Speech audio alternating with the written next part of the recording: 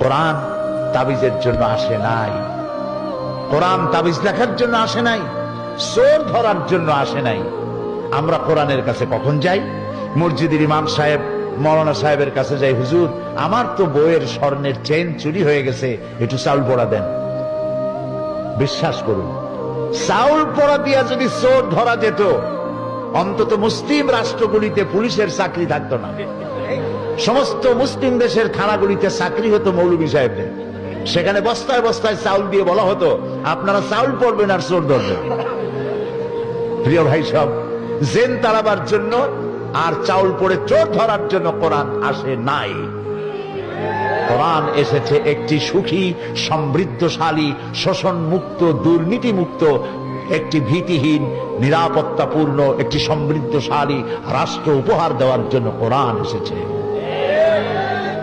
কোরআন শরীফ